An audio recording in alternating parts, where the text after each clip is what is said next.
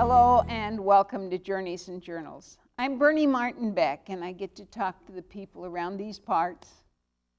We are so glad you tuned in, and I want you to meet a friend of mine. Harold Teague has known me since, well, I'll tell you what, he says he was there when my brother was in diapers, so that means I wasn't even born. Harold, welcome to Journeys and Journals. Harold, this isn't your first time, and last time you were on this show, you weren't in a rolling chair. What's up? You've moved from out in Cave Junction, and now you're living in Grants Pass? Well, the reason I moved back to Grants Pass was because of the church.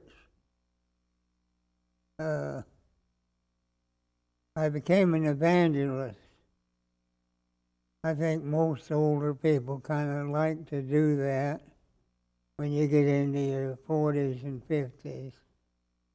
Okay. Yeah. Well, now, but when you were a little boy, where were you? We traveled to Arizona, but my folks was what they call fruit tramps. A lot of people don't understand.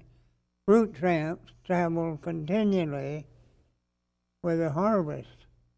Okay, and your mom and dad did that work. Did you do that, harvesting fruit? Yeah, they come up here and harvest grapes and hops. The hops was a great thing in those days. Yeah, there was money in hops. Yeah, big hop field, crispy and a lot of them. Yep. And then the bulbs began to take over. Grants Pass run on different tiers of different layers of types of things. Growing things. The soil's good down along the Rogue River. Hey, what? The soil is real good along the Rogue River. But what took you over to Coos Bay? I joined the Navy. And we're talking 19 and what? World War II? Yes. And after, where all did you go in the Navy? Well, I went around the world 3 times. 3 times? Now, that wasn't all as a sailor. I got wounded in the Navy. Where was that? That was about 8 months after the war started. And you were in Hawaii? Yes, because they took my company and tried to get the battleships that was damaged at Pearl Harbor bombing. Okay, so you're back into action. You're just after Pearl Harbor. Yeah, trying to get those battleships back into action. Well, in the process, they never thought, and I don't think they do today, the asbestos that was around the engines of them old battleships was all dust, and we had to go sweep it up. And the only reason that my whole crew, 28 died. From asbestos poisoning? They all died from asbestos poisoning. The only reason I didn't, and 2 of my helpers, was that we fed this crew. We took them water, we done this and that.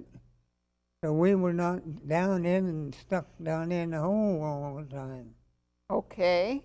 See, where everybody that was stuck down the hole died from asbestos poisoning. And you're talking in Hawaii? But I didn't have to breathe it all the time, and so it got to me no good. I was in the hospital 9 months, but then got a medical discharge. Oh, you did? But then from there, I went back in the Merchant Marine as a baker, because you see, I'd won a bakery contest in Grants Pass when I was 12 years old. What did you bake?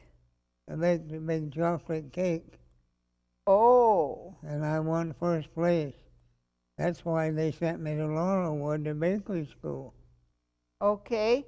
Now, when you were just a kid, you were already baking. What was the reason? Your mother was...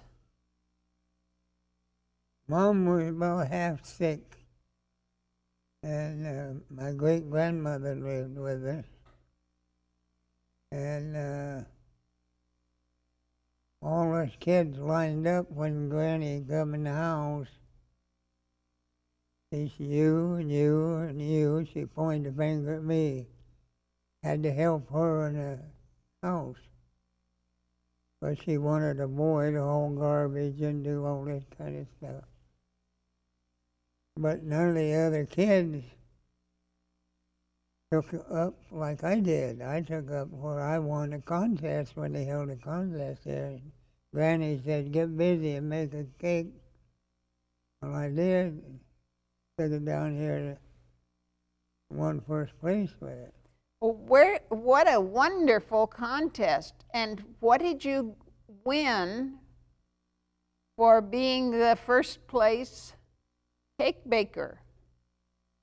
Were there lots of kids baking things then? No, sissy. Wasn't any other sissy because I stayed in the kitchen. Oh, yes, you fooled them. Yeah. Now you could go to bakery school. But then I became a world traveler. Where all have you been, Harold? Huh? Where all have you traveled? Oh, I traveled everywhere, all over the world. I traveled. How I was able to travel, I just went short places like Alaska and different places. But soon as I was able to hold jobs and make money, my own money, then I could work in the Merchant Marine. Uh-huh. And I first went in the Navy and got wounded in the Navy in Pearl Harbor. Well, this was not... Was a little while, I went back in the Merchant Marine.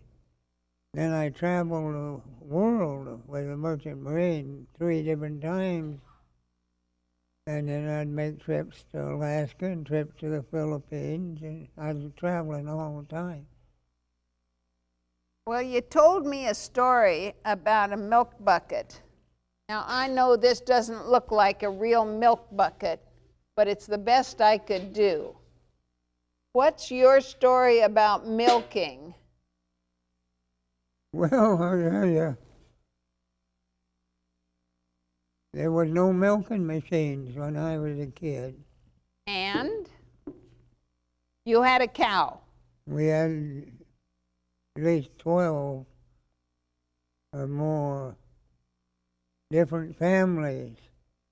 I had to go work for other families that they weren't able to keep their cows milked, but Harold will milk them. Oh. That's why I've got such terrific, strong hands. Yes. I can bust your fingers. Oh, thanks, but no thanks. That's from milking cows. Now, You can see that they're crooked and busted. your aged hands. Well, now you milk cows, you worked in a bakery, you went on ship and did that. I understand that you have stories about my dad, Robert Martin. Well, he was technically, he hauled supplies for people. Right, moving truck. Yeah. And so they needed help loading and unloading. And you always had to have extra help. By law, you had to have 3 working or something like that, I don't remember. But So when you were a kid, you actually helped babysit my brother. You and Evelyn, surprise, just happened to have a picture of Evelyn. And then you worked unloading furniture. And then I know in the later years, you sold cars. You sold Mercedes. I sold Mercedes-Benz, done real well. But I'd like to talk about how it was that you were a tour guide. Huh? How was it that you were a tour guide clear up in Douglas County? You took a busload of people. What did you talk about when you took these senior bus trips? Oh, well, you always talk about things that happened on the river or because when I was a kid like that, and I was with my uncle, he was around bars, and that type of people told stories. More, by far more. When you get drunk, you spill your guts, they say. Right, and there was no TV. No TV. Probably not even radio. And so in the process, I'd pick up stories from these guys. And what? And I traveled. I love to travel. For some reason, people said, "You're crazy to go." And I said, "I don't care. I can earn some money going." And I went. Yeah, I loved it. I traveled everywhere I wanted to go. And I done real well. You sure did.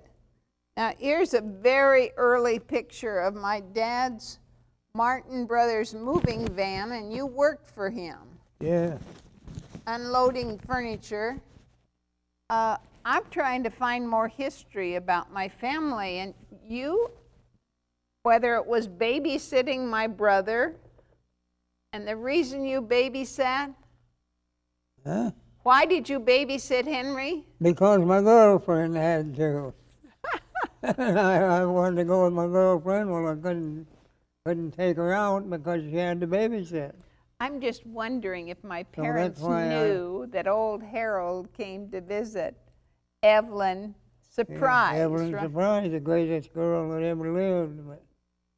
Oh, well. But that was the reason, because she could hire out as a babysitter. For little but Henry. It wouldn't pay enough money to do nothing on. Right. Yeah. So I went to work, and there's 2 of us, and we done real well, and would have got married and stayed as a family should have. Well, Because that was the love of my life, and that little house hung out over the creek, Gilbert Creek, and it wasn't much of a house. You had to move the washing machine into the bathroom to do the laundry. That's how we started out. yeah. And that's even before I was born. Harold, you've got so many stories. Now this happens to be a milk bucket from South America. That's how you'd take this to the dairy. That's one of the oldest milk jugs I've seen. Yeah, but now, how many? You did the cow milking, and you did the babysitting, and you did a lot of jobs. What did you do over at Coos Bay?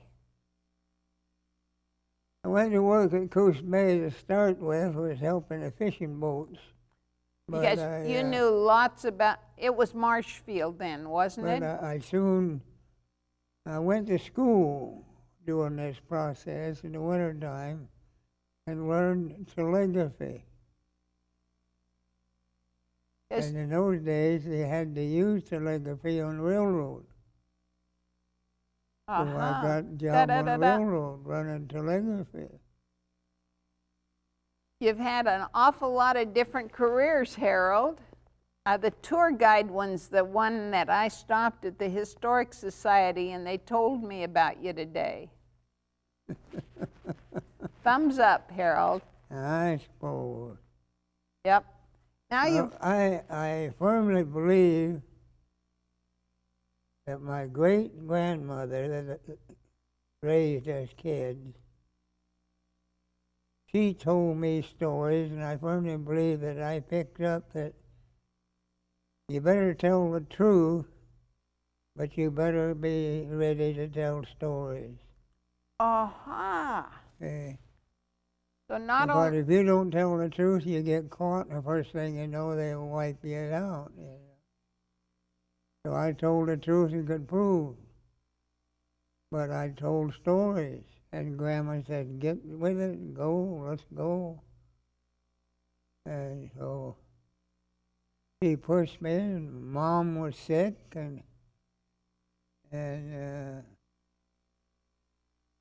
my two older sisters had to take care of everybody else, and in the process, that left me free for Grandma to teach how to bake. I baked all of our goods. what But are, I loved life with her because she was full of life. that great grandma probably was pretty old, wasn't she? Yeah. She was very much of a Christian lady, and she very much of, you better get out there and get it done. She didn't have much time for fooling around. Where was she living? Where was this when you were over at Coos Bay? Most of the time in Coos Bay, we lived on the east side because it was cheaper to live by far. I'd like to go back to something you said about your folks going from crop to crop, harvesting whatever. Where all did you live during those tough times?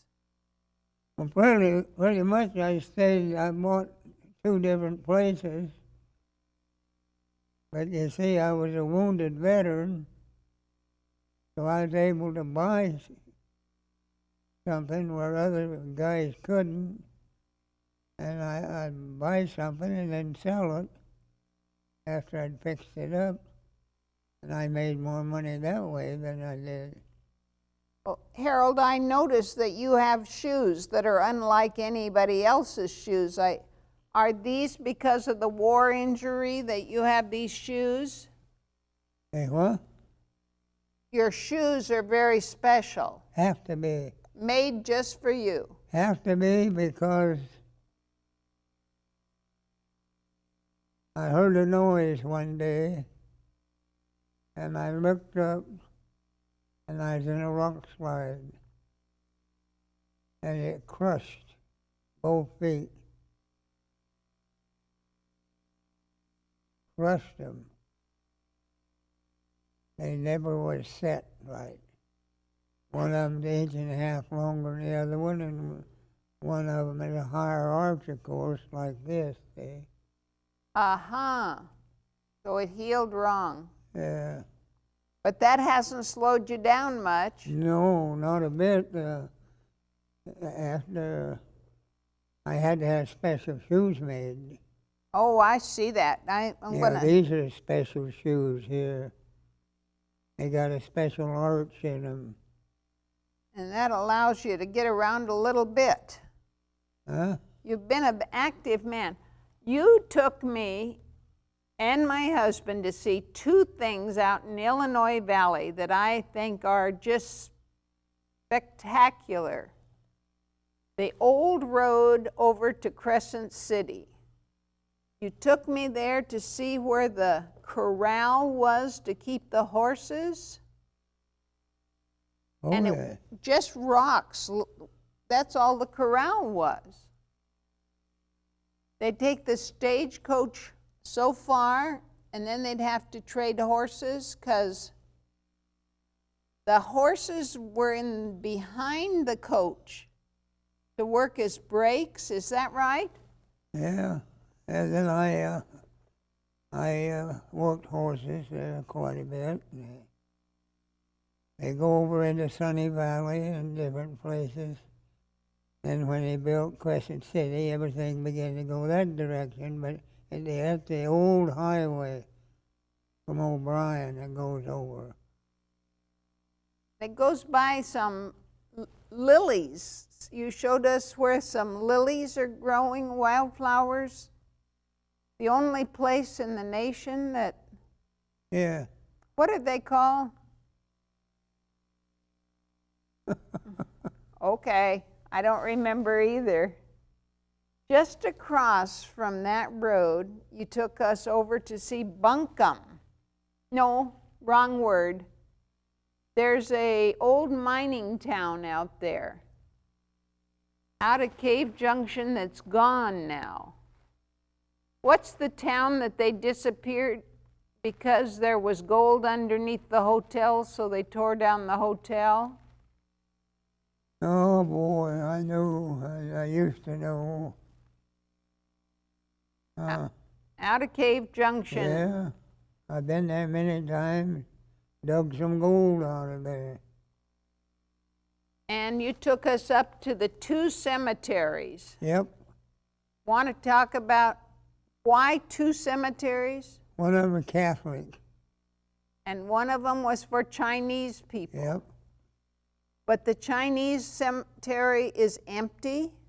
No, it was all real well kept. It was well kept, better than the American. I thought they dug up all those graves and took the... Somebody said they did, but I didn't see much that going on. They said they didn't want them Chinamen in the ground, but who's paying them? You don't get nothing done right at the start when you put yourself on. You can probably make a go of it, but it don't take but just a little while. Who's paying for this? Yeah. Well, it's history that you know about that I hadn't read in a book. I mean, you were there when that was a real town, right? Yeah, I lived in the old Chinese town. There's actually 2 of them up the river from... Oh, I gotta get going. I gotta get up and get on my leg. Okay. Well, You see, when that tree crushed me, it broke 29 brakes. They said I'd never walk again. You fooled them. I fooled them. You bet I did. I do walk yet, and I do a pretty good job of. But And that's the reason you have to be in a care facility. huh? That's how you happen to be in a care facility at Highland House, Yeah. so they can give you a helping hand with this problem. Well, I sure thank you, Harold, for coming. Yeah, I gotta get going. Well, I sure thank you for telling those stories, and we'll be talking about you a whole bunch. Well, to me, they're real. 'Cause I was there. Yeah. Like the Crater Lake story and the Lady of the Mist. Lady of the Woods, Woods. I've been there many times and tried to start to tell people why, but it got down to where too many people began to think it was just somebody trying to make some artwork. It was not artwork at all. Is it It was the old time miner in their mind that made that. So it was a sculpture intended to be there forever. Yeah. And those old miners were working at Crater Lake, right up by Crater Lake. I don't know too much about. I don't want to say too much about that. Well, it was because they took most of that kind of stuff away from it. I worked at the back side of Crater Lake. That's where I learned what little I did. I packed 12 mules and 3 saddle horses at the back side of south of some before the highway was built at Klamath Falls. Before the highway was built, you did pack horses in? Pack mules? No, they had wagon roads, but it never amounted to much, and they said they'd never amount to anybody using them. And you could do it. I used them. So you ran a pack train. Huh? You ran a pack train of mules. Yeah, I maintained a pack train of 12 mules and 3 saddle horses. I had to have 20 in the process because one of them would get hurt or something. But I had to have and I packed the old stores and stuff back in that country. Oh, you've had a varied career, and I thank you so much for being on with Journeys and Journals. Oh, well, way to do this is to write down what information you want and put it together, and when you do get together, then you've got a subject to work on. Thank you, Harold, and that's what I do with my pre-interview when I go and talk to you at your facility. I thank you so much for being on the show with us, and God bless you. Keep those legs going as best you can, but you've done a good job. You bet I will. Thank you so much, and I'm Bernie Martin Beck saying bye for now.